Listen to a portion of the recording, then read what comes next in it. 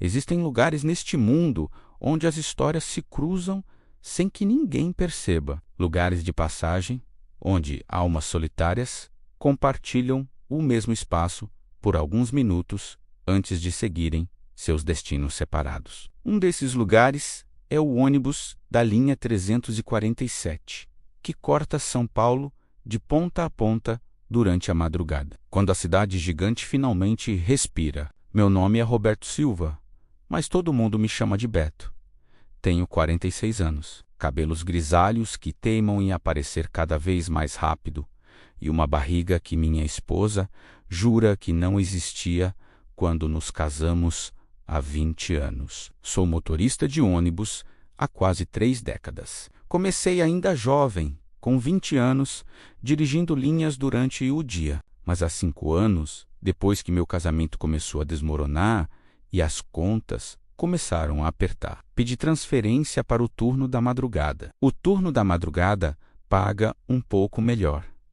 Adicional noturno, eles chamam, mas o dinheiro extra não é o único motivo pelo qual eu permaneci aqui. A verdade é que existe algo nas madrugadas desta cidade que me fascina e me assusta ao mesmo tempo. É como se São Paulo tirasse sua máscara quando o sol se põe e revelasse seu verdadeiro rosto. Um rosto marcado por histórias que a luz do dia se recusa a iluminar. Na madrugada, meu ônibus se transforma em um confessionário móvel. As pessoas entram carregando segredos, dores, esperanças secretas que jamais revelariam sob a luz crua do dia. Talvez seja porque ninguém se conhece aqui. Talvez seja porque a escuridão nos torna honestos, de um jeito que a claridade nunca consegue.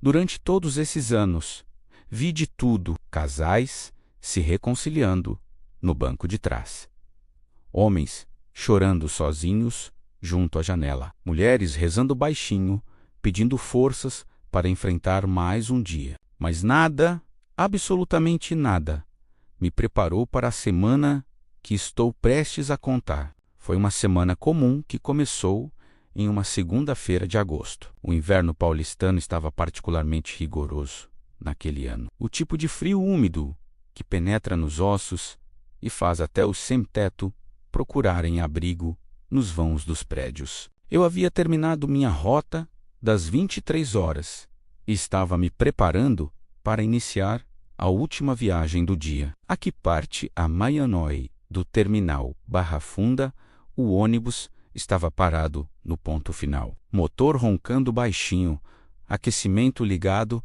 para espantar o frio. Eu estava tomando meu café requentado, daqueles que a gente compra em garrafa térmica e que nunca tem gosto de café de verdade, quando vi a primeira passageira da noite. Segunda-feira, a enfermeira, ela apareceu na névoa que subia do asfalto molhado. Uma mulher na casa dos 50 e poucos anos, talvez 60, com cabelos presos em um coque apertado e um uniforme branco, debaixo de um casaco fino demais para aquele frio. Carregava uma bolsa grande, do tipo que enfermeiras usam para levar marmita, e um livro para ler nas horas vagas. O que me chamou a atenção nela não foi a aparência. Em 5 anos de madrugada, aprendi que as pessoas que trabalham à noite têm sempre um jeito parecido.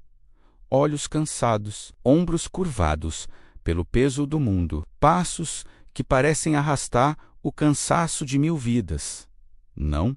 O que me chamou a atenção foi o jeito como ela olhou para o ônibus. Ela parou diante da porta, com a mão no corrimão, e ficou ali parada por uns bons 10 segundos, apenas olhando, como se estivesse memorizando cada detalhe. O número pintado na lateral, o letreiro eletrônico indicando o destino, o reflexo das luzes nas janelas embaçadas. Pigarriei. "Vai subir, dona?" Perguntei pela janela do motorista. Ela piscou, como se estivesse saindo de um transe, e assentiu. Subiu os degraus devagar, validou o bilhete e veio se sentar no banco, logo atrás do meu. Aquilo era incomum. A maioria das pessoas prefere sentar mais ao fundo, longe do motorista. Mas ela não. Ela se sentou ali, bem perto, e eu podia sentir seu olhar em minha nuca enquanto arrancava do terminal. A cidade estava vazia naquela hora. Alguns carros esparsos, táxis procurando corridas impossíveis, caminhões de entrega fazendo suas rotas noturnas. Dirigi em silêncio pelos primeiros 15 minutos, concentrado no caminho molhado e nas poucas luzes que ainda brilhavam nas janelas dos prédios. Então ela falou: "É sua última noite também?" A voz dela era suave, mas tinha uma qualidade estranha, como se cada palavra custasse um esforço imenso. "Como é que é?" perguntei, olhando pelo retrovisor. "Sua última noite, dirigindo este ônibus." "É hoje não, senhora. Eu trabalho todo dia, segunda a sábado, 10 horas por noite." Ela fez um som que poderia ser uma risada ou um suspiro. 10 horas, todos os dias. Por quantos anos? 5 anos neste turno. Mas dirijo o ônibus faz quase 30 anos, fazendo o mesmo trajeto, indo e voltando, levando pessoas de um lugar para outro. Ela fez uma pausa. Já se perguntou sobre as histórias dessas pessoas? Para onde elas vão? De onde elas vêm? Era uma pergunta estranha, vinda de uma desconhecida, às 0h15 da manhã. Mas eu já havia aprendido que a madrugada torna as pessoas filosóficas de um jeito peculiar. Às vezes, admiti, mas a verdade é que a gente aprende a não perguntar muito. As pessoas sobem, pagam a passagem, descem. É mais simples assim. Mais simples? Ela repetiu as palavras como se estivesse saboreando algo amargo. Sim, suponho que seja. Ficamos em silêncio novamente. Eu parei em 2 pontos, mas ninguém subiu. A cidade dormia, indiferente aos poucos insones que ainda vagavam por suas ruas. Quando retomei a viagem, ela falou de novo. "Meu nome é Luciana, Luciana Ribeiro da Silva.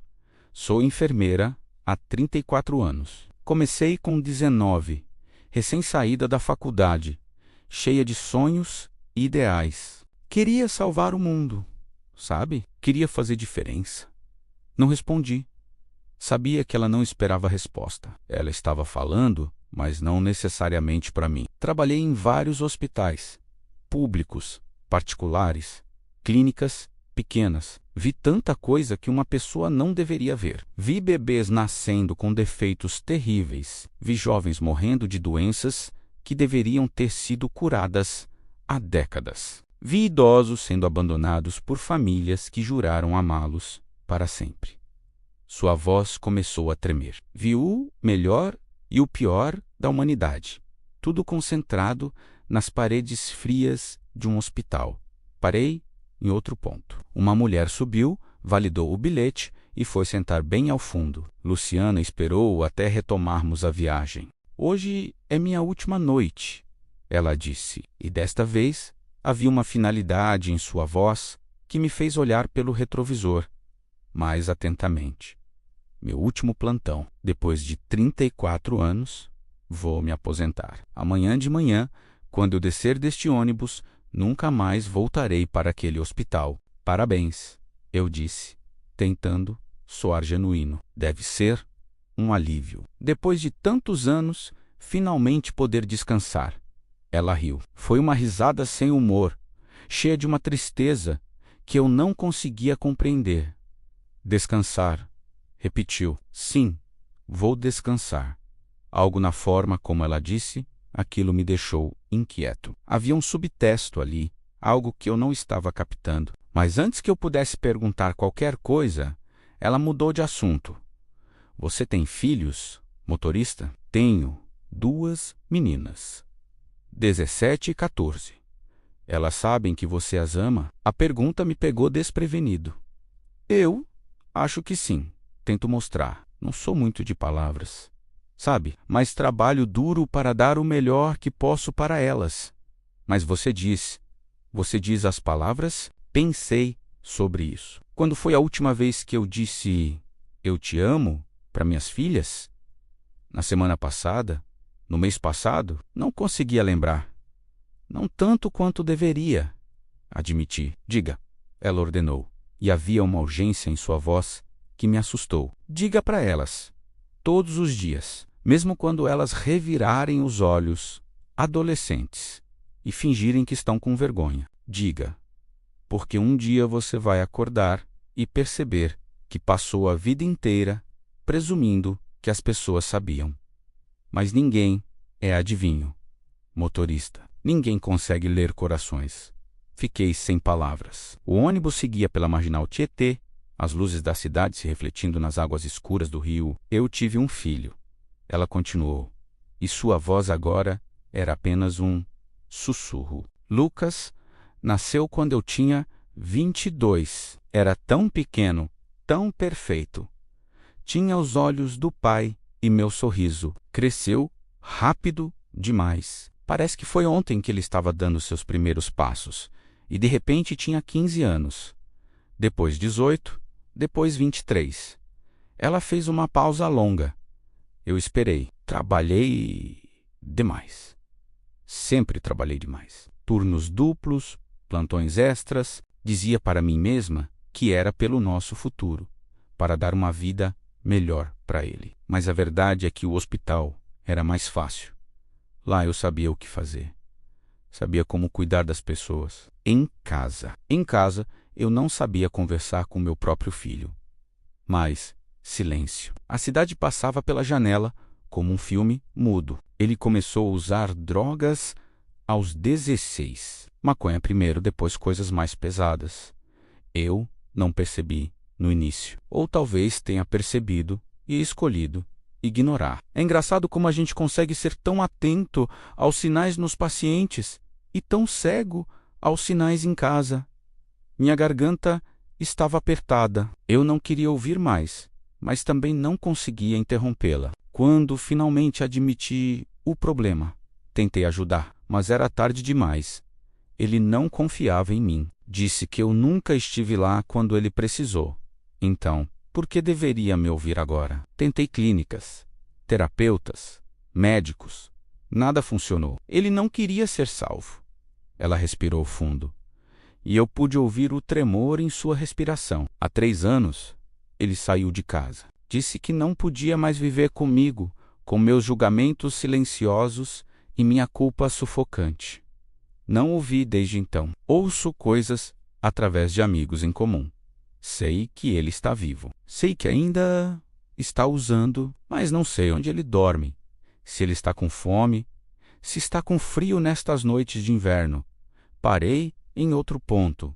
Ninguém subiu. Ninguém desceu. Era só eu, Luciana e aquela mulher silenciosa no fundo do ônibus. Hoje, no hospital, ela continuou. Atendi um jovem na emergência. Overdose. Tinha mais ou menos a idade que Lucas teria agora. Os mesmos olhos afundados, a mesma pele pálida. Conseguimos salvá-lo. Fizemos todos os procedimentos. Ele vai sobreviver. Ela riu novamente, aquela risada sem humor. Depois que ele estava estável, fui até a sala de descanso e chorei. Chorei porque salvei o filho de outra pessoa, mas não consegui salvar o meu próprio. Chorei porque passei 34 anos cuidando de estranhos e esqueci de cuidar de quem realmente importava. O ônibus parou no sinal vermelho. Nenhum outro carro na rua. Apenas nós, suspensos naquele momento, naquela confissão. Quando eu disse que hoje era minha última noite, ela falou devagar.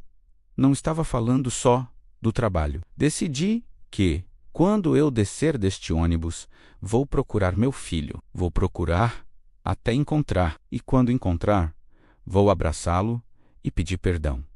Vou dizer que errei, que trabalhei quando deveria ter ficado, que julguei quando deveria ter amado incondicionalmente. E se ele não me perdoar, bem, pelo menos ele vai saber. Pelo menos não vou passar o resto da minha vida presumindo que ele sabe. O sinal abriu. Retomei a viagem. Estávamos chegando ao ponto onde ela desceria. Este é meu ponto, ela disse, levantando-se. Veio até a frente e parou ao meu lado. Mesmo dirigindo, consegui ver seu rosto pela primeira vez com clareza. Olhos vermelhos, mas determinados, rugas profundas, mas uma força recém-descoberta. Obrigada, ela disse. Eu não fiz nada, respondi. Você ouviu. Às vezes, é tudo o que precisamos. Alguém que ouça. Parei o ônibus. Ela desceu devagar e, antes de a porta fechar, virou-se para mim. Lembre-se, motorista. Diga para suas filhas. Não espere até ser tarde demais. A porta fechou. Ela caminhou pela calçada vazia e desapareceu na névoa. Fiquei parado ali por um momento mais longo do que deveria, pensando em suas palavras. Então, peguei meu celular e enviei uma mensagem para minhas filhas. Amo vocês. Sempre amei. Sempre amarei. A resposta veio quase instantaneamente da minha mais velha. Pai, você está bem? São 0:30 da manhã, Lol sorri. Estou ótimo, só precisava dizer. Também te amo, papai.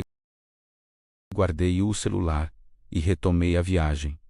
Mas algo havia mudado dentro de mim. Luciana tinha me dado um presente sem saber. Tinha me lembrado que o tempo passa rápido demais e que as palavras não ditas pesam mais que qualquer bagagem. Não imaginava que aquela era apenas a primeira história de uma semana que mudaria minha vida para sempre. Terça-feira, o pai desesperado.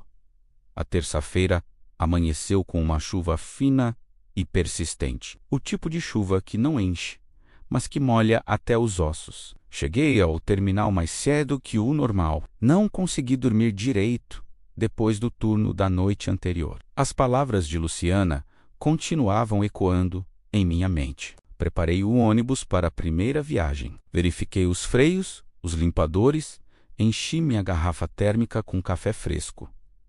Às 23 horas em ponto, dei partida e iniciei a rota. Os primeiros passageiros eram os de sempre. Trabalhadores noturnos, seguranças trocando de turno, algumas mulheres que limpam escritórios durante a madrugada. Mas à 00:10, quando parei em um ponto próximo ao Parque da Água Branca, um homem subiu que imediatamente captou minha atenção. Ele era alto, talvez 1,85 m, com ombros largos que já deviam ter sido mais fortes. Usava um casaco escuro encharcado de chuva e carregava uma mochila velha, daquelas de escola, toda remendada e desbotada. Mas o que realmente chamava atenção era seu rosto. Ele tinha os olhos mais tristes que já vi em um ser humano. Olhos que haviam chorado tanto que pareciam incapazes de produzir mais lágrimas. A barba por fazer, os cabelos desgrenhados, a pele pálida, menos tudo nele gritava exaustão. Não a exaustão física de quem trabalhou duro, mas a exaustão existencial de quem perdeu algo que nunca poderia ser recuperado. Ele validou o bilhete e veio sentar exatamente onde Luciana tinha se sentado na noite anterior, logo atrás de mim. E assim como ela, ficou ali, em silêncio, apenas olhando pela janela, enquanto a chuva escorria pelo vidro. Dirigi em silêncio pelos primeiros 20 minutos, outros passageiros subiram e desceram. A vida noturna da cidade seguia seu ritmo peculiar, mas o homem não se moveu. Apenas ficou ali, imóvel, como uma estátua de tristeza. Foi só quando passamos pela região da Consolação que ele falou. Você já perdeu alguém? A voz dele era rouca, como se não fosse usada há dias. Pensei na pergunta. Meus pais ainda estavam vivos. Minha esposa, apesar de nossos problemas. Também minhas filhas, graças a Deus, saudáveis. Perdi meu avô há uns anos, respondi. Era muito próximo dele. Era velho, 84. Ele assentiu lentamente. Então você sabe que ele viveu, teve sua vida, suas experiências, seu tempo. Isso já é algo. Não respondi. Sabia que ele tinha mais a dizer. Meu filho tinha 16 anos quando desapareceu. As palavras caíram no ar do ônibus como pedras jogadas em um lago silencioso. 16, ele repetiu. E havia um mundo de dor naquela palavra. Gabriel, meu nome é Antônio, mas meu filho sempre me chamou de Tony. Dizia que Antônio soava muito formal para um pai. Ele riu, mas foi um som quebrado, despedaçado. Aconteceu há 8 meses. Uma sexta-feira comum, ele saiu para a escola de manhã, como sempre fazia. Me deu um abraço rápido, me pediu R$ 20 emprestados para o lanche menos.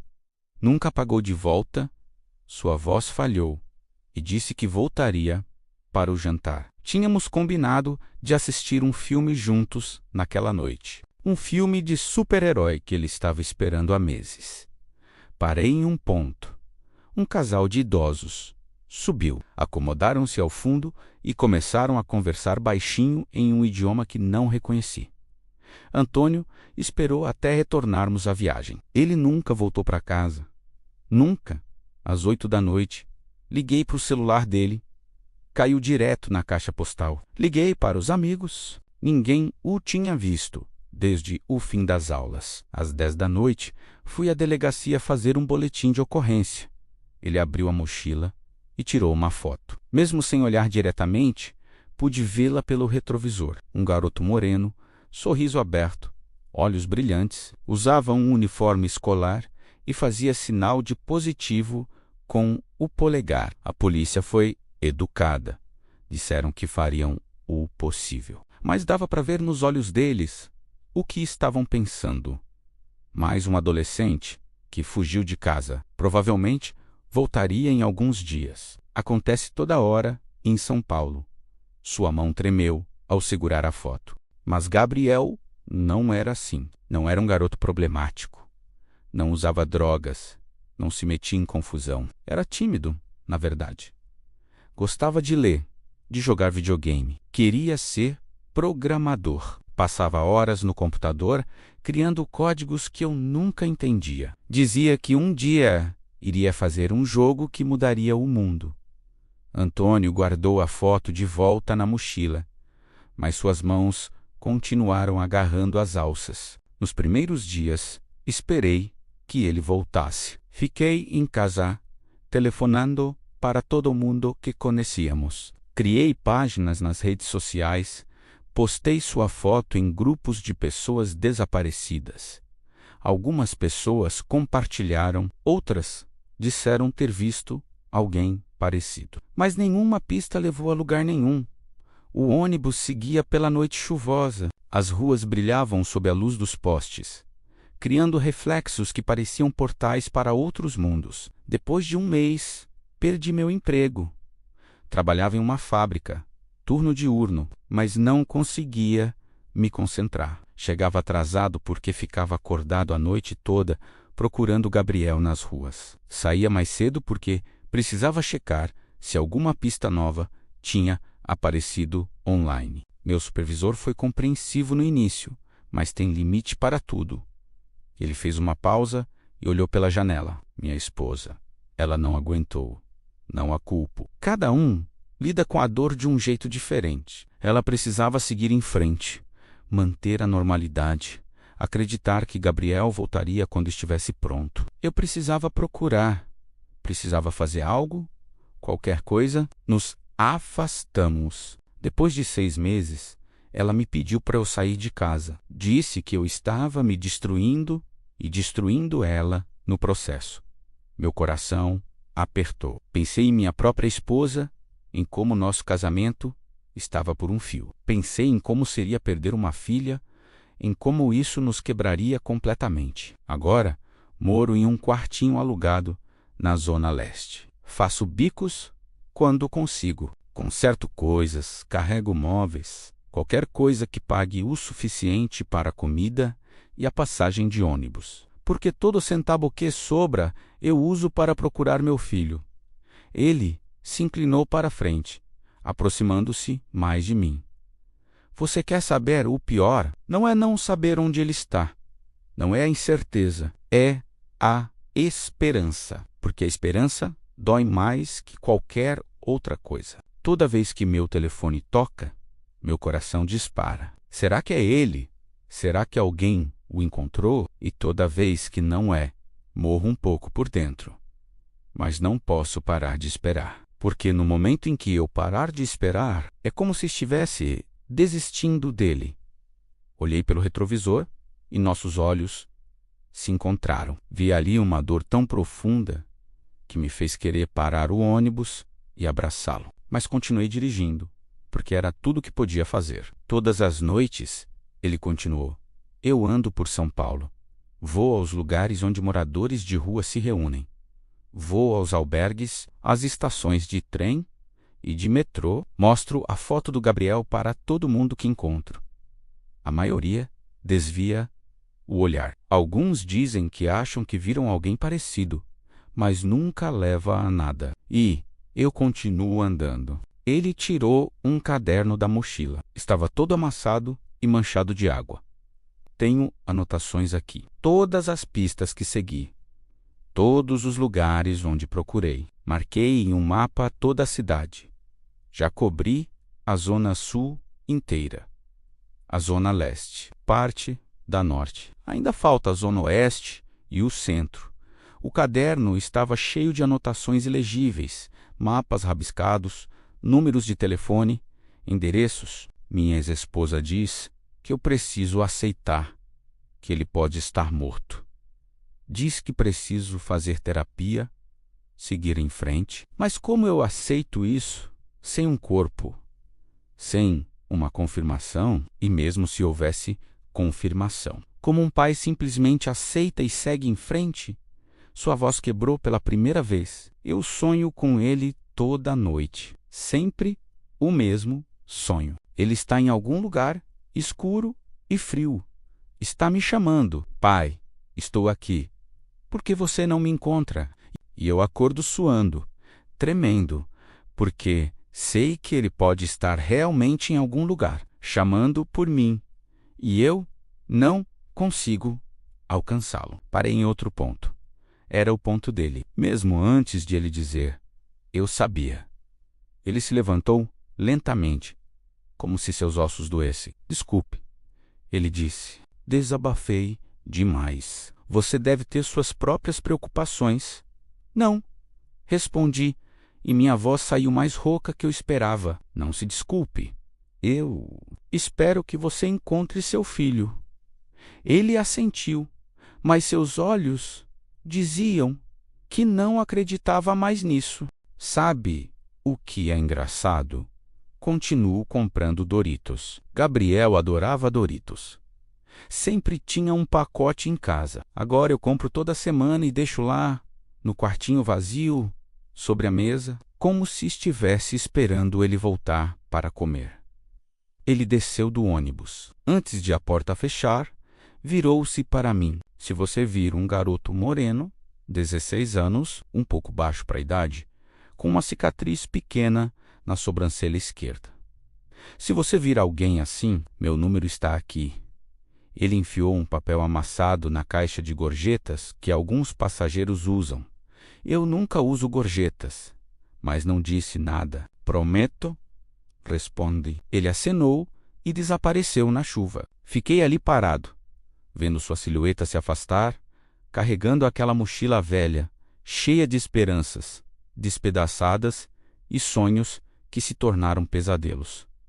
Peguei o papel da caixa. Era um panfleto caseiro com a foto de Gabriel e o número de telefone de Antônio. Desaparecido, Gabriel Santos, 16 anos. Qualquer informação. Ligar para... O papel estava desgastado, como se tivesse sido impresso meses atrás e carregado desde então. Coloquei o papel no bolso da minha camisa. Não sabia por quê, mas sentia que precisava guardá-lo. Naquela noite, quando cheguei em casa de madrugada, fui até o quarto das minhas filhas. Elas estavam dormindo, cobertores puxados até o queixo contra o frio. Fiquei ali na porta, apenas olhando, e agradeci a um Deus em quem eu não tinha certeza se acreditava por elas estarem ali, seguras, em casa. Mais tarde, deitado na cama, incapaz de dormir, pensei em Luciana e Antônio, duas pessoas quebradas por seus próprios filhos. Uma que estava vivo, mas perdido. Outro que estava perdido e talvez não estivesse mais vivo. E me perguntei quantas outras histórias assim existiam nesta cidade gigante. Quantos corações partidos passavam despercebidos todos os dias. Não imaginava que na noite seguinte, a história mais complicada de todas embarcaria em meu ônibus. Quarta-feira. A jovem fugitiva, o tempo tinha melhorado. A chuva havia passado, deixando um céu surpreendentemente limpo para os padrões de São Paulo. Poucas nuvens, algumas estrelas, lutando para serem vistas através da poluição luminosa. Eu estava na metade da minha rota quando ela subiu. Uma garota que não devia ter mais que 17 ou 18 anos. Cabelos curtos e desgrenhados, como se tivesse cortado ela mesma sem olhar no espelho. Roupas escuras, menos calça jeans rasgada, jaqueta de couro falso, tênis gasto, mas o que mais me chamou a atenção foi a mochila enorme que carregava nas costas, daquelas de camping para viagens longas. Ela subiu apressada, validou o bilhete e foi direto para o fundo do ônibus. Escolheu o último banco, bem no canto, e encolheu-se ali como se quisesse desaparecer. Continuei dirigindo, mas meus olhos voltavam constantemente para o retrovisor. Ela estava inquieta. A cada par de minutos, olhava pela janela traseira, como se esperasse ver alguém perseguindo o ônibus. Seus dedos tamborilavam nervosamente na mochila que mantinha abraçada contra o peito. 10 minutos depois, quando parei em um sinal, nossos olhos se encontraram pelo retrovisor. Ela desviou o olhar rapidamente, mas não antes de eu ver o medo ali. Medo puro e genuíno. O ônibus estava vazio naquele momento. Todos os outros passageiros tinham descido nas paradas anteriores. Era só eu e ela, cortando a cidade silenciosa. Foi quando ouvi o soluço. Era baixo, como se ela estivesse tentando conter, mas inconfundível. Ela estava chorando. Fiz algo que não devia ter feito. Encostei o ônibus em um ponto vazio e desliguei o motor. Ei! Chamei suavemente. Você está bem? Silêncio. Levantei-me e caminhei pelo corredor até onde ela estava. Sentei-me no banco do outro lado do corredor, mantendo uma distância respeitosa. Olha, eu sei que não me conhece e não tenho o direito de me meter, mas parei, procurando as palavras certas. Você está com medo de alguém? Está em perigo. Ela levantou o rosto. Seus olhos estavam vermelhos. O rímel borrado nas bochechas. Você vai me entregar, ela disse. E sua voz era surpreendentemente firme, apesar das lágrimas. Todos entregam. Vão dizer que é pelo meu bem que estão preocupados, mas no final, todos entregar. Para quem? Para meus pais, para a polícia, para quem quer que esteja procurando. Entendi então. Ela era uma fugitiva, provavelmente menor de idade. Quantos anos você tem? Perguntei. 18. Fiz aniversário mês passado. Ela disse isso rápido demais, defensivamente. Verdade? Ela olhou para mim por um longo momento. Então, suspirou. 17. Faço 18 em março. Tá fugindo de casa? É tão óbvio assim? Apontei para a mochila enorme. A mochila é meio delatora. Ela quase sorriu. Quase? Sou motorista de ônibus, não policial, eu disse. Não vou entregar você para ninguém, mas também não vou fingir que... Não estou preocupado. Uma garota de 17 anos, sozinha na madrugada, fugindo de casa. Isso nunca termina bem. Você não sabe nada sobre mim, ela retrucou, defensiva. Você está certa, não sei. Mas vi seu medo quando subiu no ônibus. Vi você olhando pela janela traseira como se estivesse sendo perseguida. E estou vendo agora suas lágrimas. Então, não sei nada sobre você. Mas sei reconhecer alguém em apuros? Ela ficou em silêncio por um longo momento. Eu esperei, aprendi que às vezes O silêncio diz mais que qualquer palavra. Meu nome é Marina, ela disse, finalmente. Marina Santos Alves. Tenho 17 anos e morava, na Vila Mariana, com meus pais e meu irmão mais novo. Prazer, Marina. Sou Roberto, mas todo mundo me chama de Beto. Ela assentiu. Tô fugindo, sim, mas não é o que você está pensando. Meus pais não me batem. Não sou abusada. Não uso drogas. Não estou grávida. Não sou nada do que as pessoas presumem quando uma adolescente foge de casa. Então por que está fugindo? Ela olhou pela janela, para as luzes da cidade que piscavam na distância, porque não consigo mais respirar lá. Foi minha vez de ficar em silêncio. Você conhece aquele tipo de família que de fora parece perfeita? Casa bonita, carro novo, férias todo ano, pais educados, bem-sucedidos, filho mais novo, que tira notas excelentes e joga futebol, filha mais velha que sempre foi a boa moça, a que nunca deu trabalho.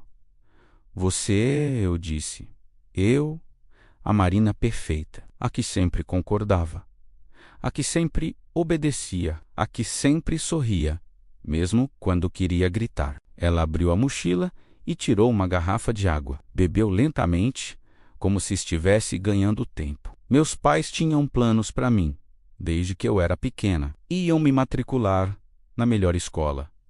Eu iria fazer cursinho, passaria em medicina, seria médica. Como meu pai, me casaria com um bom rapaz, de uma boa família. Teria 2 filhos, um menino e uma menina. Moraria em uma casa bonita, não muito longe deles, para que pudéssemos ter jantar em família todo domingo. E você não quer isso? Eu não sei o que eu quero, ela gritou, e então tampou a boca, assustada com sua própria explosão. Quando falou novamente, sua voz estava mais baixa, mas cheia de intensidade. Esse é o problema. Eu não sei o que quero. Nunca tive permissão para descobrir, porque todas as decisões já foram tomadas por mim. Ela se inclinou para frente e pude ver a frustração acumulada de anos. Não quero ser médica. Detesto a ideia de medicina. Fico enjoada com sangue. Não tenho paciência para estudar biologia. Mas quando disse isso para meus pais, sabe o que eles disseram? Que era só uma fase, que eu ia mudar de ideia, que eu não sabia o que estava dizendo. O que você gostaria de estudar? Design, artes visuais. Quero criar coisas, quero desenhar, pintar, fazer ilustrações. Tenho cadernos cheios de desenhos que escondo embaixo da cama, porque minha mãe diz que arte é hobby, não carreira. Você não vai pagar suas contas sendo artista, ela diz. Marina olhou para suas mãos como se estivessem segurando algo invisível. Mês passado, recebi a notícia que tinha sido aceita em um curso de design gráfico, uma escola de arte. Não é das melhores, mas era um começo. Estava tão feliz. Pensei que finalmente poderia fazer algo que eu queria. Eles não deixaram. Meu pai rasgou a carta de aceitação na minha frente. Disse que não ia desperdiçar dinheiro em bobagens, que eu tinha sido aceita em um cursinho preparatório para a medicina e que ia começar em janeiro. Fim da discussão. Ela engoliu seco, lutando contra as lágrimas. Tivemos uma briga enorme. A pior briga que já tivemos. Gritei coisas terríveis. Disse que os odiava, que eles estavam me sufocando, que preferia morrer a viver a vida que eles planejaram para mim. Meu pai me chamou de ingrata. Minha mãe chorou e disse que eu estava sendo egoísta. Meu irmão nem olhou para mim no jantar. E então, você decidiu fugir? Não foi imediato. Passei semanas pensando, pesquisando, planejando. Economizei dinheiro do que meus pais me davam. Vendi algumas coisas pela internet. Consegui juntar quase R$ 2.000. É pouco, mas é um começo. Para onde você vai? Ela hesitou. Tenho uma amiga em Campinas. Ela se mudou para lá ano passado. Disse que eu poderia ficar com ela por um tempo. Só até eu conseguir um emprego. juntar mais dinheiro. A escola de arte tem uma unidade lá. Pensei que, talvez, você contou para seus pais onde está? Deixei uma carta. Disse que estava bem, que não procurassem, que eu entraria em contato quando estivesse pronta. Sei que eles devem estar desesperados, mas eu também estava desesperada lá. Ninguém via isso? Ninguém via que eu estava me perdendo, desaparecendo dentro daquela casa?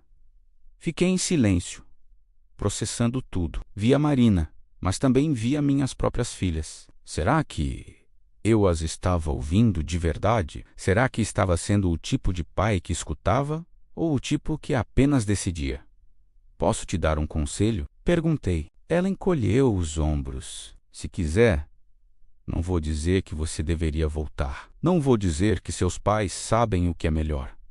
Você tem 17 anos, quase 18. Está na idade de começar a tomar suas próprias decisões. Mas esperei até ela me olhar nos olhos. Mas tem jeitos certos e errados de fazer isso. Fugir no meio da noite, sem deixar rastros, sem garantias. Isso é perigoso. Você é inteligente o suficiente para saber disso. Eu não tinha escolha.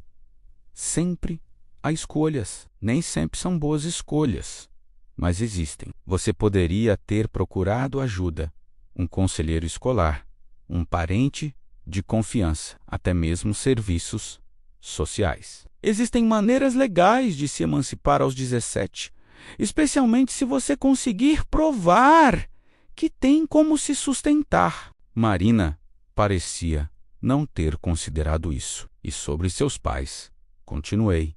Não estou defendendo eles. Claramente eles estão errados em tentar controlar toda a sua vida.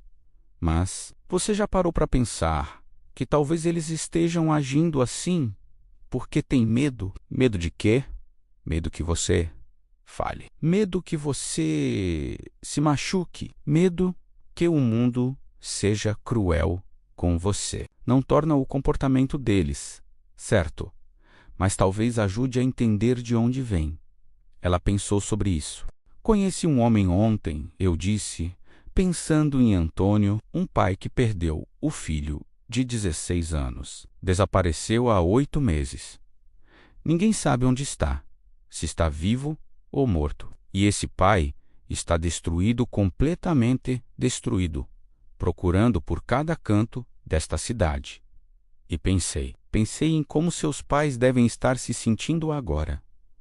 As lágrimas voltaram aos olhos de Marina. Eu não quero machucá-los, ela sussurrou. Eu só quero viver minha própria vida. Eu sei. E você merece isso. Todo jovem merece. Mas talvez exista um meio termo, um caminho onde você consegue sua independência sem destruir completamente o relacionamento com sua família. Olhei para o relógio. Tínhamos ficado parados ali por quase 20 minutos. Olha, preciso terminar minha rota. Mas Marina, promete que vai pensar no que eu disse? Promete que pelo menos vai ligar para seus pais? Dizer que está bem? Não precisa dizer onde está. Só que está segura. Ela enxugou os olhos. Vou pensar. É tudo que peço. Voltei para o assento do motorista e retomamos a viagem. Marina ficou no fundo do ônibus, quieta, pensativa. Quando chegamos ao terminal rodoviário, onde ela iria pegar o ônibus para Campinas, ela veio até a frente. Obrigada, ela disse. Pelo quê? Por não me julgar. Por me ouvir de verdade. Estendi minha mão. Ela a apertou. Boa sorte, Marina. Espero que você encontre seu caminho. O caminho certo, não o caminho mais fácil. Ela assentiu e desceu. Fiquei observando enquanto ela entrava no terminal, aquela mochila enorme nas costas, carregando seus sonhos e medos para uma nova cidade. Quando ela desapareceu de vista, me dei conta de algo. 3 noites, 3 histórias, todas sobre pais e filhos, todas sobre conexões quebradas, amor mal comunicado, expectativas não correspondidas. Não acredito em coincidências. Não, assim. Alguma coisa estava acontecendo, algum padrão se formando. Mas eu não conseguia ver o quadro completo ainda. Na quinta-feira, as peças começariam a se encaixar de formas que eu nunca poderia ter previsto. Quinta-feira. Os ecos convergem. Cheguei ao trabalho naquela quinta-feira com um pressentimento estranho. Não saberia explicar, mas havia algo no ar. Uma tensão invisível. Como se a cidade estivesse segurando a respiração, esperando por algo. O turno começou normalmente. Os passageiros de sempre, nos lugares de sempre. O motorista sempre vê os mesmos rostos, noite após noite. A senhora que trabalha de telefonista. O jovem enfermeiro indo para o plantão. A mulher de meia idade que limpa escritórios e sempre dorme durante o trajeto, acordando milagrosamente no ponto certo. Mas por volta das 0h30, algo mudou. Um homem subiu no ônibus que me pareceu familiar. Levei um segundo para reconhecê-lo. Era diferente da última vez que o vi. Estava com roupas limpas, a barba feita, os cabelos penteados, mas os olhos tristes, eram inconfundíveis. Antônio? Chamei surpreso. Ele me olhou, igualmente surpreso. Motorista? Beto, certo? Isso? O que houve? Você está diferente. Ele sorriu e foi genuíno. O primeiro sorriso genuíno que vi nele. Eu encontrei ele, Beto. Encontrei meu filho. Meu coração quase parou. Gabriel? Você encontrou Gabriel? Encontrei. Foi milagre. Um milagre verdadeiro. Ele se sentou e contou enquanto eu dirigia. Ontem à noite, estava fazendo minha busca de sempre. Região da Sé, perto da catedral. Estava mostrando a foto dele para um grupo de moradores de rua, quando um deles disse que tinha visto um garoto com aquela descrição. Não aqui em São Paulo, mas em Guarulhos, um albergue que aceita jovens. Antônio respirou fundo e pude ver suas mãos tremendo de emoção. Fui até lá, demorei horas de ônibus. Cheguei quase 3h. O responsável disse que tinha um garoto que correspondia à descrição, mas que ele estava dormindo. Disse que eu poderia voltar de manhã, mas eu não conseguia esperar. Fiquei ali, na porta, a noite toda, apenas esperando. E era ele? Era. Quando amanheceu, quando ele saiu, era Gabriel, meu menino, mais magro, mais sujo, mais velho, de um jeito que criança nenhuma deveria envelhecer em 8 meses. Mas era ele. Lágrimas corriam pelo rosto de Antônio, mas ele estava sorrindo. Ele me viu e congelou. Ficamos ali, parados, olhando um para o outro. Eu não sabia o que fazer. Tinha imaginado esse momento 1000 vezes. O que eu diria, como eu reagiria. Mas quando aconteceu de verdade, só consegui fazer uma coisa. O quê? Abri meus braços. Só isso. Abri meus braços e esperei. E ele correu. Correu e se jogou em mim e chorou como não chorava desde criança. E eu segurei ele e disse que estava tudo bem. Agora que estava tudo bem, que eu estava ali, parei em um sinal. Me virei para o Hallow diretamente. Ele te contou o que aconteceu, por que fugiu. Antônio assentiu. Foi por minha causa, por minha e da mãe dele. Ele disse que não aguentava mais nos ver brigando. Disse que cada discussão que tínhamos era como uma faca nele, que se sentia culpado porque muitas das brigas eram sobre dinheiro, sobre despesas com ele, com a escola. Pensou que se ele desaparecesse, nossa vida seria mais fácil. Meu Deus, uma criança pensando que sua existência é um fardo. Ele saiu de casa planejando não voltar. Foi para a rodoviária, pegou um ônibus para qualquer lugar, acabou em Guarulhos. Dormiu na rua algumas noites até encontrar o albergue. Arranjou alguns bicos aqui e ali. Sobreviveu, mas estava sozinho, com medo, sem saber como voltar. Por que não ligou? Vergonha, medo que estivéssemos com raiva. Medo de ter causado tanto problema que não seria perdoado. Você sabe como adolescentes pensam. Pequenas coisas parecem obstáculos intransponíveis. O sinal abriu. Retomei a direção. Onde ele está agora? Com a mãe. Voltei com ele para casa de madrugada. Nunca vi minha esposa chorar daquela forma. Ela o abraçou e não queria mais soltar. Gabriel também chorou. Pediu desculpas milhões de vezes. Seguimos pedindo desculpas também. Antônio limpou as lágrimas. Vamos fazer terapia, os três juntos. E eu e ela, separados também. Vamos tentar reconstruir. Não sei se nosso casamento vai sobreviver, mas Gabriel precisa de pais que não estejam em guerra constante. E se não conseguirmos ficar juntos, pelo menos vamos aprender a nos separar de forma civilizada. Estou feliz por você, Antônio. Sério, estou. Eu sei. E vim aqui especialmente para te agradecer. Aquela noite, quando conversei contigo, foi a primeira vez em meses que alguém realmente me ouviu sem julgar, sem dizer o que eu deveria fazer, o que eu deveria sentir. Você só ouviu. E isso me deu forças para continuar mais uma noite. Se eu tivesse desistido ontem, ele não precisou terminar a frase. Gabriel quer te conhecer, ele disse. Contei para ele sobre você, sobre nosso papo. Ele disse que quer te agradecer também pelo pai não ter desistido dele. Seria uma honra com Reclo. Antônio desceu no próximo ponto, mas antes pegou um cartão do bolso. Meu novo número. Trabalho pessoal. Voltei para a fábrica hoje. Meu antigo chefe me deu outra chance. Liga quando puder. A gente marca de tomar um café.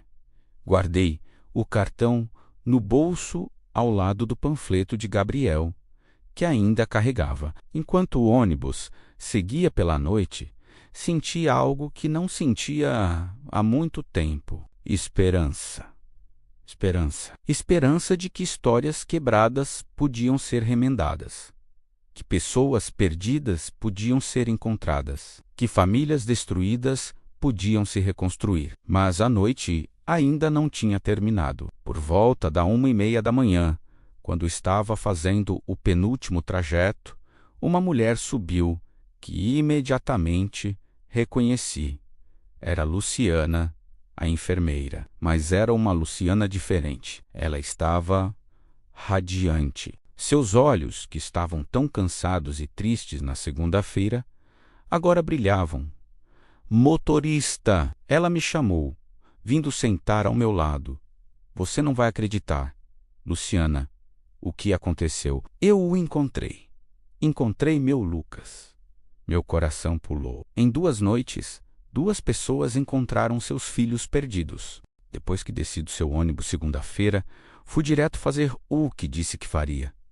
Comecei a procurar. Fui aos lugares que sabia que usuários frequentam. Cracolândias, bocas, albergues. Mostrei foto dele para todo mundo. Ela falava rápido, excitada. Na quarta-feira, uma mulher que trabalha em um centro de reabilitação me ligou. Disse que um jovem havia dado entrada lá 2 dias antes. Voluntariamente, pediu ajuda. Ela viu minha foto nos grupos de rede social e achou que poderia ser ele. E era meu Lucas! Meu menino! Estava lá, detoxando, tremendo, suando frio. Mas estava vivo, estava lutando. Pela primeira vez em anos, estava realmente lutando para ficar limpo. Luciana agarrou meu braço. Ele me viu entrar e sabe o que disse? Disse: mãe, eu sinto muito por tudo. E eu disse: não, eu sinto muito por não ter estado lá quando você precisou, por ter escolhido o trabalho ao invés de você, por ter te julgado ao invés de te amar incondicionalmente.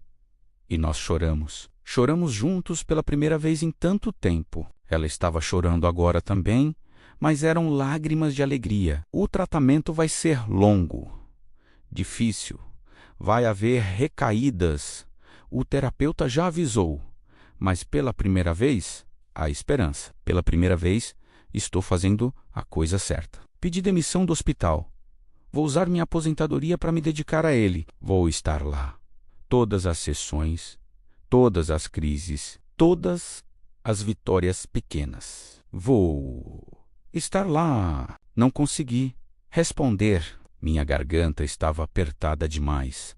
E sabe de uma coisa engraçada? Ela continuou. Lucas disse que decidiu procurar ajuda depois de uma overdose na segunda-feira à noite. Foi levado para o hospital onde trabalho. E quem você acha que o atendeu? Minha última noite de trabalho, e o universo colocou meu filho bem na minha frente. Só que ele estava inconsciente. Então, não me reconheceu. Mas eu o reconheci. Mesmo destruído pelas drogas, mesmo com 3 anos mais velho, eu reconheci meu filho.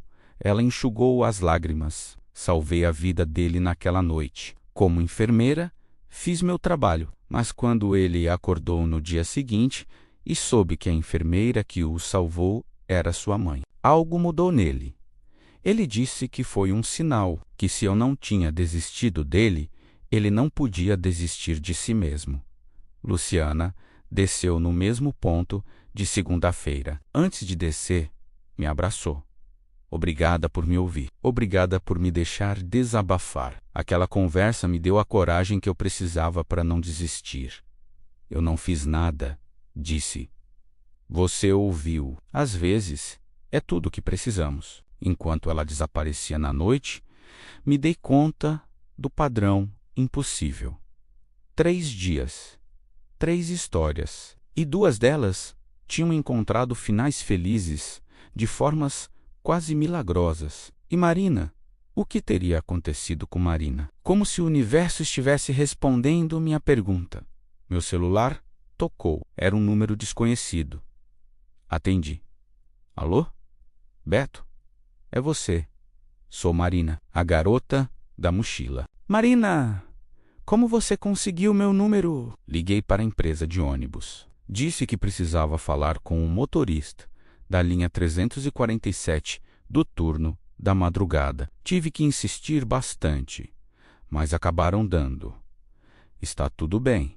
Você está segura? Tô em Campinas, na casa da minha amiga. Mas liguei por quê? Porque fiz o que você disse. Liguei para meus pais e foi difícil. Minha mãe chorou. Meu pai gritou no início, mas depois também chorou. Disse que estavam desesperados, que tinham achado que eu estava morta, que chamaram a polícia, que estavam procurando em todo lugar. Marina respirou fundo. Conversamos por 3 horas. De verdade, pela primeira vez, sinto que eles realmente me ouviram. Não foi perfeito. Eles ainda não entendem completamente, mas concordaram em vir aqui no fim de semana para conversarmos pessoalmente. E disseram que vão considerar me deixar fazer o curso de artes. Não prometeram nada, mas vão considerar. Isso é maravilhoso, Marina. E tem mais. Você lembra que você disse sobre emancipação legal? Pesquisei sobre isso. Conversei com a assistente social da escola. Tem um processo. É complicado, mas é possível. E talvez seja o caminho. Uma forma de eu ganhar minha independência sem destruir minha família. Estou orgulhoso de você. Obrigada, Beto, por tudo. Por ter parado o ônibus. Por ter me ouvido. Por não ter me tratado como uma criança rebelde. Você me ajudou mais do que imagina. Depois que desliguei, fiquei ali sentado, processando tudo. Em 4 noites, 3 pessoas tinham entrado no meu ônibus com histórias quebradas. E todas as 3 tinham encontrado, não necessariamente finais felizes, mas pelo menos esperança. Um começo de cura. Será que era coincidência? Ou havia algo mais acontecendo? Na sexta-feira, descobriria a verdade. e ela era mais estranha do que qualquer coisa que eu poderia imaginar. Sexta-feira. A convergência sexta-feira chegou com uma sensação de finalidade, como o último capítulo de um livro, onde todos os fios da trama se unem. Comecei meu turno no horário de sempre, mas havia uma inquietação em mim que não conseguia explicar. Como se estivesse esperando algo, embora não soubesse o que. O ônibus estava mais cheio que o normal para uma madrugada de sexta. O fim de semana sempre traz mais movimento. Pessoas voltando de festas, trabalhadores fazendo horas extras, almas solitárias que não têm para onde ir. Por volta das 23h45, quando estava prestes a iniciar mais uma volta, algo extraordinário aconteceu. Eles apareceram juntos. Antônio e Gabriel entraram primeiro. Gabriel era exatamente como na foto. Baixinho para a idade, cabelos escuros, cicatriz na sobrancelha. Mas tinha os olhos do pai, aqueles mesmos olhos que tinham carregado tanta tristeza e agora brilhavam com vida renovada. Logo atrás, Luciana e um jovem que só podia ser Lucas, alto, magro demais, com marcas de uma batalha que ainda estava travando, mas estava de mãos dadas com sua mãe, e isso dizia tudo. E então, para meu completo choque, Marina desceu de um carro estacionado perto do ponto. Não estava sozinha. Um casal de meia idade estava com ela, menos presumivelmente seus pais. Todos eles entraram no ônibus. Eu estava paralisado, observando pelo retrovisor enquanto escolhiam seus assentos. Não poderia ser coincidência. Não assim. Era impossível. Antônio veio até a frente primeiro. Surpreso, ele perguntou, sorrindo: "O que está acontecendo?" Nós combinamos. Ele explicou. Os três, Luciana, Marina e eu, conversamos durante a semana e decidimos fazer isso juntos.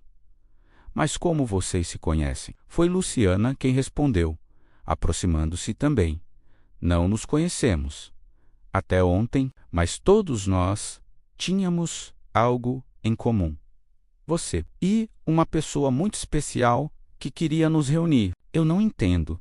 Foi quando ela entrou. A última passageira, uma mulher idosa, devia ter uns 80 anos, cabelos completamente brancos, rosto marcado por rugas profundas, mas olhos surpreendentemente vivos. Carregava um chale colorido e uma bolsa grande de crochê. Ela validou o bilhete, apesar de idosos terem passe livre, um detalhe estranho, e veio se sentar no banco atrás de mim, exatamente onde todos os outros tinham se sentado durante a semana. "Olá, Roberto", ela disse.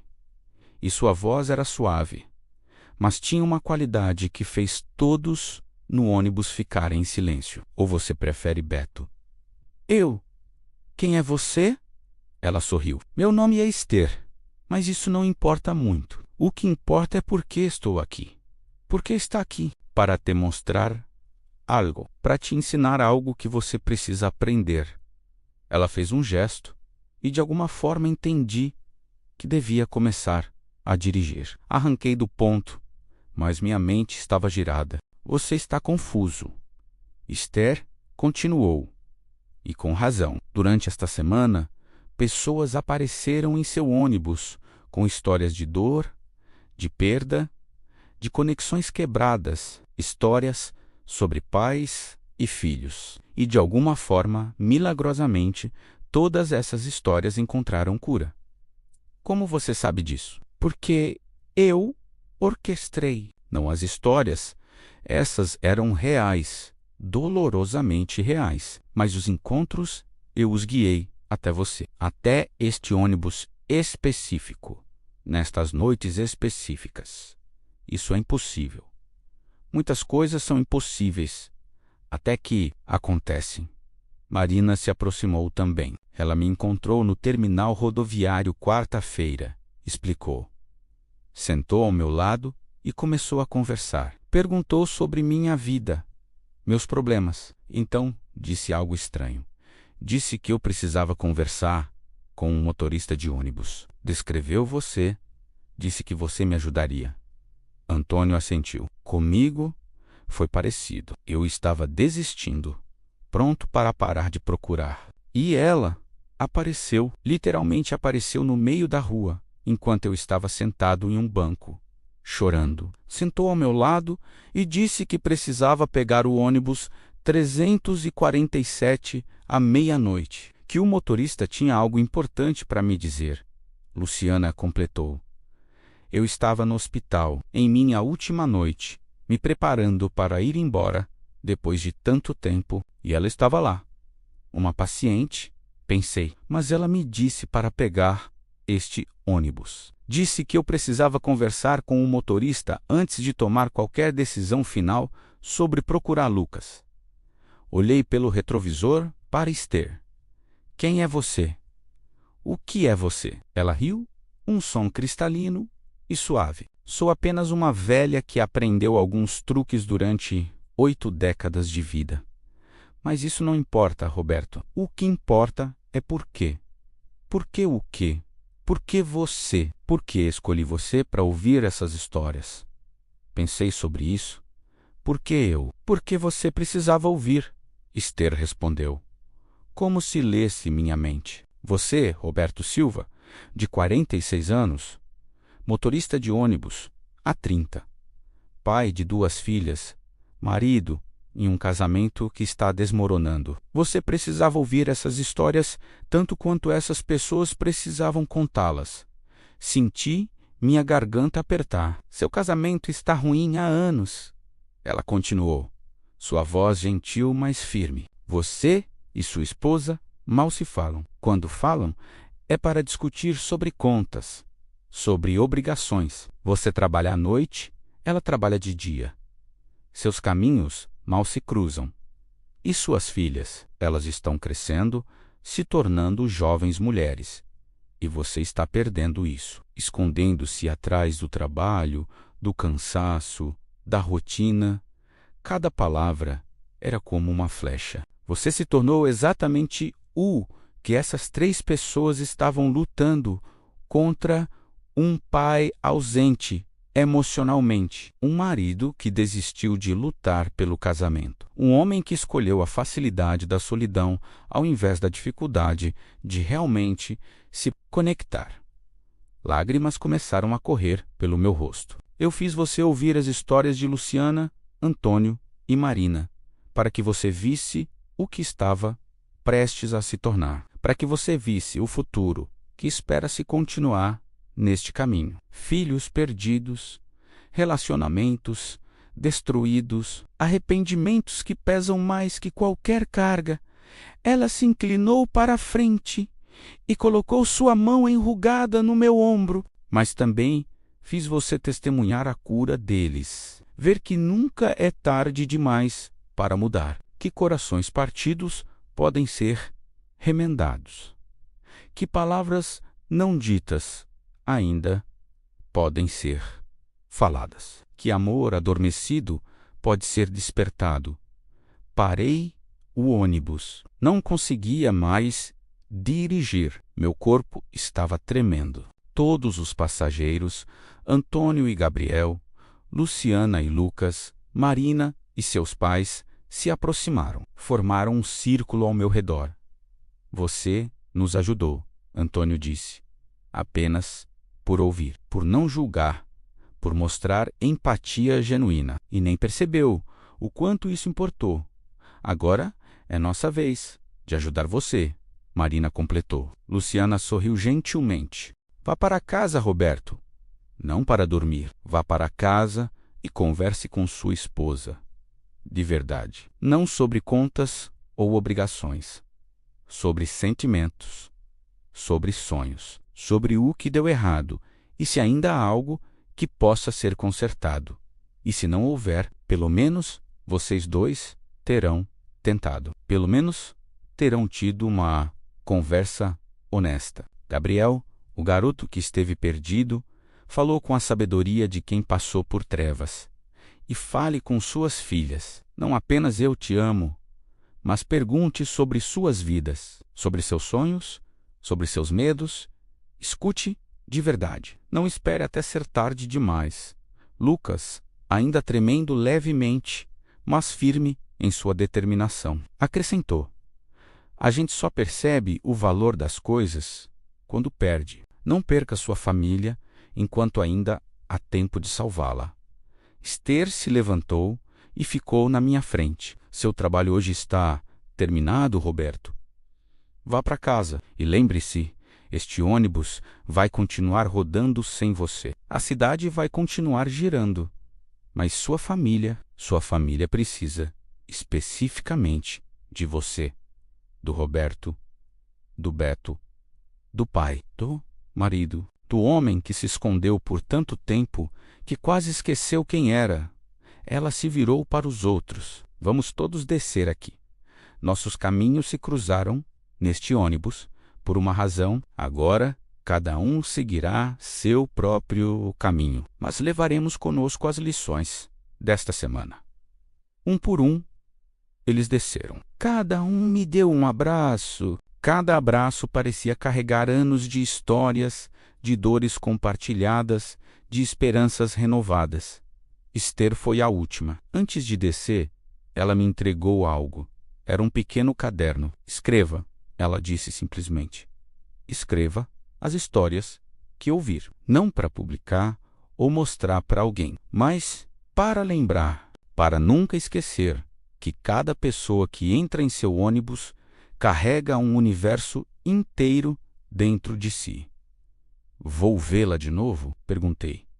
Ela sorriu enigmaticamente. Talvez, talvez não. Mas se fizer o que precisa fazer, não precisará. Aprenderá a ver os Esthers em todo lugar, nas pessoas comuns que cruzam seu caminho, oferecendo sabedoria inesperada. E então ela desceu. Todos eles estavam na calçada agora, acenando.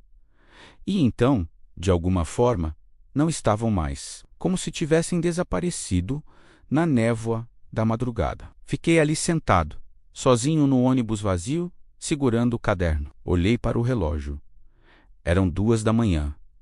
Meu turno só acabaria às 6. Mas liguei para a empresa. Disse que tinha uma emergência familiar, que precisava ir para casa imediatamente. Eles não gostaram, mas concordaram. Estacionei o ônibus no terminal e peguei um táxi. 20 minutos depois, estava na porta de casa. Entrei devagar, tentando não fazer barulho, mas não precisei. Minha esposa estava acordada na sala, tomando chá, olhando pela janela. Ela se virou quando me ouviu entrar. Surpresa. Roberto, que aconteceu? Você não deveria estar trabalhando? Olhei para ela. Realmente olhei, quando foi a última vez que realmente a havia visto. Não apenas olhado, mas visto. Ela estava mais velha. Rugas que não estavam lá quando nos casamos. Cabelos grisalhos que ela não se preocupava mais em tingir, mas ainda tinha os mesmos olhos. Os olhos por que me apaixonei há 22 anos. Precisamos conversar, eu disse. Sobre o quê? As contas. Porque se for isso, não. Sobre nós. Sobre quando paramos de ser nós e nos tornamos apenas duas pessoas dividindo o mesmo espaço. Ela piscou, surpresa. Roberto, eu sei que estraguei tudo. Sei que me afastei. Sei que escolhi o trabalho, o cansaço, a conveniência do silêncio ao invés da dificuldade de realmente lutar pelo nosso casamento. Mas ainda é possível? Ainda podemos encontrar nosso caminho de volta um para o outro? Ela estava chorando agora, lágrimas silenciosas escorrendo pelo rosto. Eu pensei que você não se importava mais. Eu sempre me importei. Só esqueci como mostrar. Ela se levantou e veio até mim. Ficamos ali, parados, a poucos centímetros um do outro. Não vai ser fácil, ela disse. 20 anos de distância não se consertam em uma noite. Eu sei, mas podemos começar agora. Esta noite, ela assentiu, e pela primeira vez em anos, nos abraçamos. De verdade. Não um abraço de obrigação ou de cortesia, mas um abraço que dizia: eu ainda estou aqui, você ainda está aqui, e ainda há algo que vale a pena salvar. Ficamos assim por um longo tempo, até que ouvi passos na escada. Minhas filhas desceram, sonadas e confusas. Pai, mãe, o que está acontecendo? Minha filha mais velha perguntou. Por que estão chorando? Larguei minha esposa e abri meus braços. Minhas meninas, que não eram mais tão meninas assim, hesitaram por um segundo. Então vieram e nós 4 ficamos ali, abraçados, no meio da sala, às 2:30 da manhã. Desculpem, eu disse. Desculpem por não estar presente, por trabalhar demais, por presumir que vocês sabiam que eu as amava, ao invés de mostrar todos os dias. Pai, você está assustando a gente, minha filha mais nova disse, mas estava sorrindo entre as lágrimas. Eu sei, mas precisava dizer, precisava que vocês soubessem. Ficamos ali, os 4, segurando uns aos outros. E pela primeira vez em anos, me senti em casa. Realmente em casa. Epílogo. 6 meses depois, muito mudou em 6 meses. Ainda dirijo o ônibus 347, mas agora faço questão de estar presente. Realmente presente. Olho para cada passageiro que entra. Me pergunto sobre suas histórias.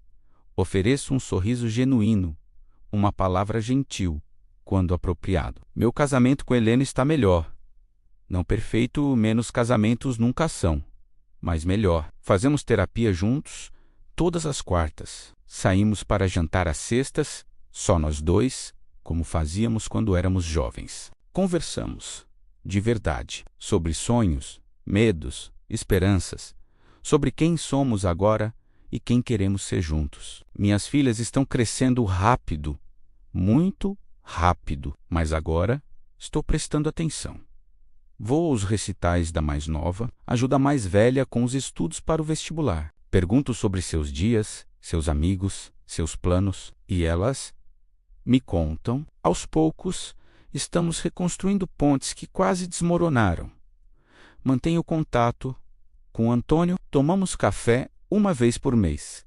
Gabriel está bem, de volta à escola, fazendo terapia, reconstruindo sua vida. O casamento de Antônio com sua esposa não sobreviveu, mas eles aprenderam a coparentar com respeito e amor por Gabriel. Luciana me liga ocasionalmente. Lucas está há 4 meses limpo. Houve recaídas no caminho, momentos difíceis, mas ele está lutando e Luciana está lá, todos os dias, sendo a mãe que ela gostaria de ter sido desde o início. Marina entrou na faculdade de artes. Seus pais ainda não entendem completamente, mas estão tentando. Ela me enviou alguns de seus desenhos. São lindos, cheios de vida, de cor, de emoção. Ela está encontrando seu caminho. Quanto a Esther, nunca mais a vi. Às vezes me pergunto se realmente aconteceu. Se não foi tudo um sonho febril, induzido pelo cansaço da madrugada. Mas então olho para o caderno que ela me deu. Estou preenchendo ele, lentamente. Cada vez que ouço uma história significativa, escrevo. Não são todas histórias tristes. Algumas são engraçadas. Algumas são inspiradoras. Algumas são apenas humanas, na melhor e pior definição da palavra, porque percebi algo naquela semana transformadora. Cada pessoa que entra no meu ônibus é um universo, um cosmos completo de experiências, dores, alegrias, sonhos, medos. E se eu apenas parar, ouvir, realmente prestar atenção, posso testemunhar a humanidade em sua forma mais pura. O ônibus da Manhanói ainda roda toda a noite, cortando São Paulo de ponta a ponta, levando pessoas de um lugar para outro. Mas agora eu sei a verdade. Não é apenas sobre o destino físico, é sobre a jornada, sobre as histórias compartilhadas no meio do caminho, sobre as conexões feitas, por mais breves que sejam, e sobre a capacidade humana de cura, perdão e recomeços. Todas as noites, quando ligo o motor e inicio mais uma volta, faço uma pequena prece silenciosa, não a um Deus específico, mas ao universo em geral. Agradeço pela semana que mudou minha vida, pelas pessoas que cruzaram meu caminho, pela misteriosa Esther que orquestrou tudo de alguma forma impossível. E peço que, se houver alguém lá fora precisando ser ouvido, que encontrem seu caminho até meu ônibus, porque agora eu entendo meu verdadeiro propósito. Não é apenas dirigir, é testemunhar, é ouvir, é estar presente para essas almas noturnas que precisam de alguém, qualquer um que simplesmente ouça. As portas se abrem. Um novo passageiro sobe. Uma nova história está prestes a começar. E eu estou pronto para ouvir.